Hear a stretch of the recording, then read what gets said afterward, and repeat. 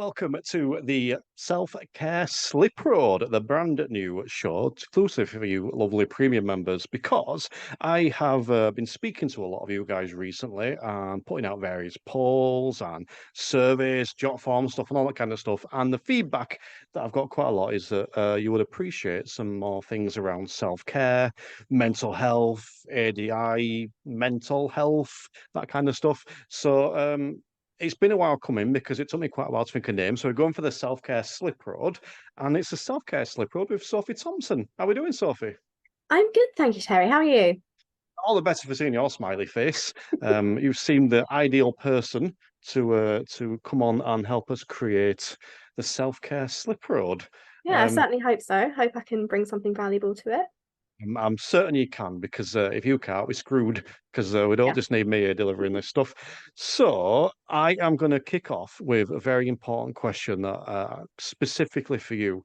So if you were Okay. driving down the road hmm and there was an old lady and a puppy, and you had to have an unfortunate incident with one of them, which one Okay. would you save, the old lady or the puppy? How did I know you were going to ask me about that? I think it's nice that the old lady has had a long life. I hope she's had a happy life, but this brand new life of the tiny puppy, I no comment. I think I'm an animal person. Animals don't let you down the way people do. So go on. I'm just gonna, hold my hands up to it. I'd pick the puppy. I'd save the puppy every time. Dogs over people. That Absolutely.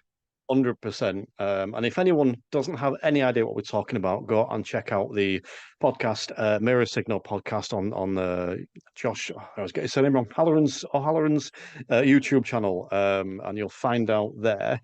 But suffice to say, if you had have said that thing on this podcast, we would have been having a 10-minute discussion around that. But Yeah. yes, definitely dogs over puppies. But that's not necessarily the self-care road we want to go down today. No, no. We don't ideally we don't want to be running anyone over. I feel like that's not a good form of self-care.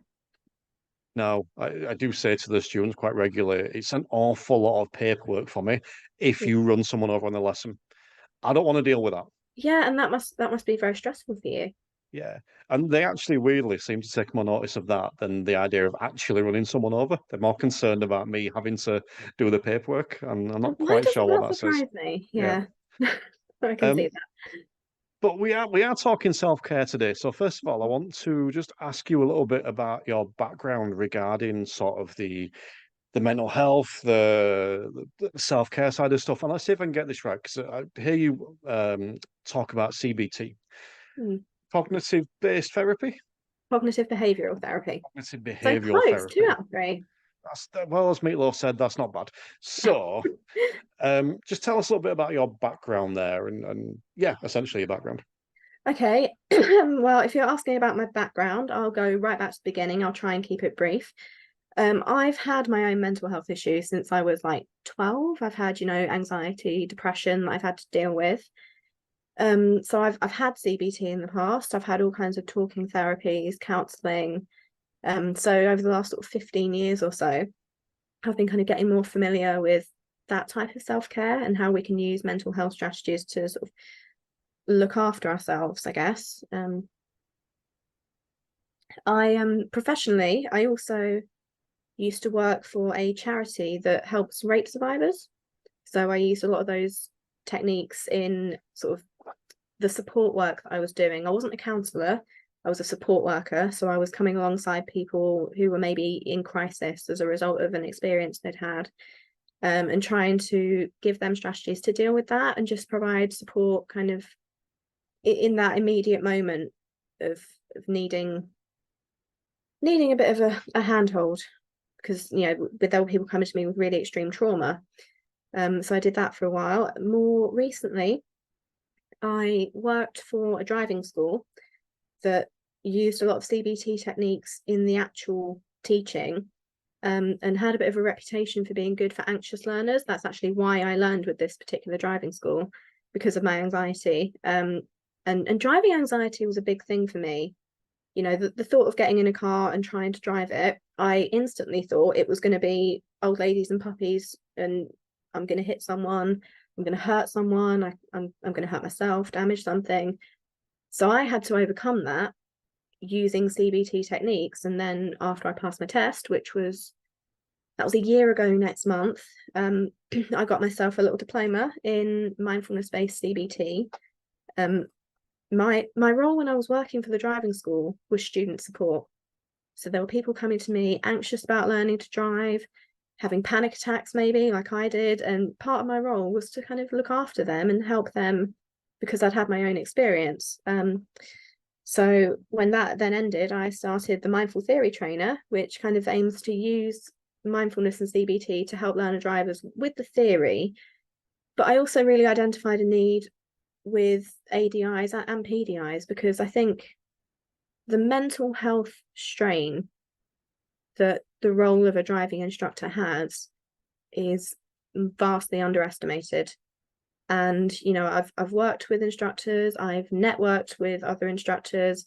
I think I'm probably Facebook friends with about 700 or 800 driving instructors now, and I get people coming to me all the time because they're struggling and they want someone to talk to. And I like to think the mindfulness that I do and the CBT that I do can help just make the job a bit easier for anyone who's struggling.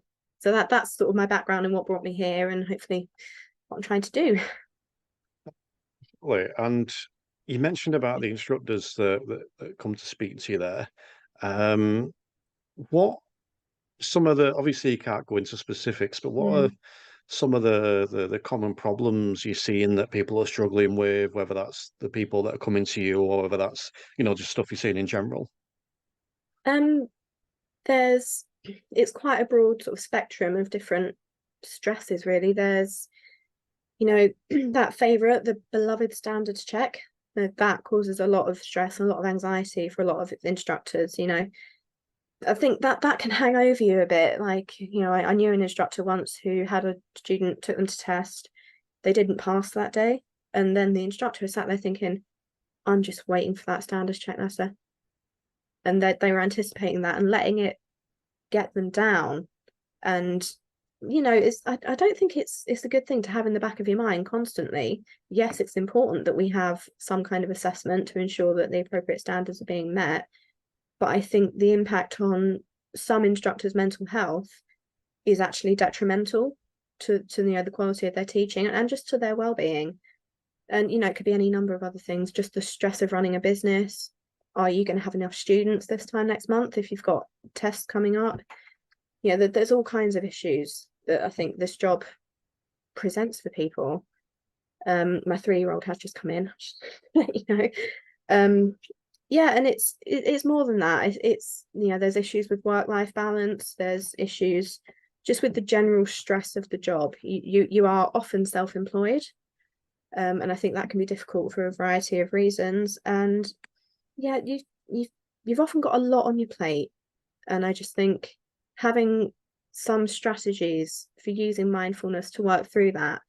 I know instructors who have found that beneficial, and I'm looking to kind of get the word out and spread that to just make it more mainstream in the driver training industry, that we reach out for help.